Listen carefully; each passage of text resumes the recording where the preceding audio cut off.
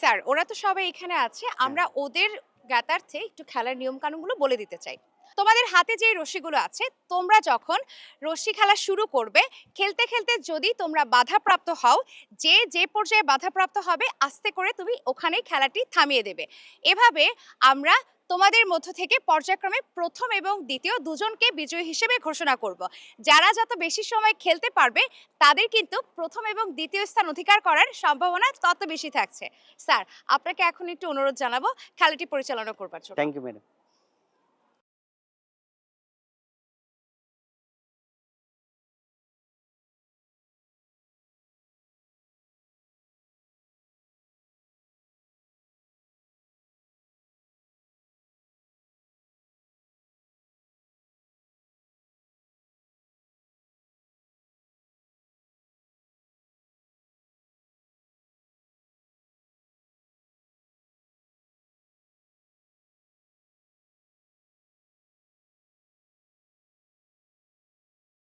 বন্ধুরা, আমরা পেয়ে গেছি দড়ি লাফ খেলার আমাদের দুজন বিজয়ীকে। আমরা দ্বিতীয় স্থান অধিকারকারী হিসেবে পেয়েছি অপর্ণাকে এবং প্রথম স্থান অধিকার করেছে শ্রীদেবী। তোমাদের দুজনের জন্য অনেক অনেক শুভকামনা, অভিনন্দন তোমাদেরকে। স্যার, ওরা কিন্তু দারুণ খেলেছে। দারুণ খেলেছে অবশ্যই। তোমাদের জন্য রয়েছে বাংলাদেশ টেলিভিশনের পক্ষ থেকে পুরস্কার। নিয়ে এসো পুরস্কারগুলো। ধন্যবাদ তোমাকে।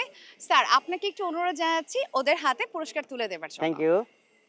আমরা বিজয়ীদের হাতে পুরস্কার তুলে দিচ্ছি। দ্বিতীয় যে হয়েছে তার হাতে পুরস্কার তুলে দিচ্ছি।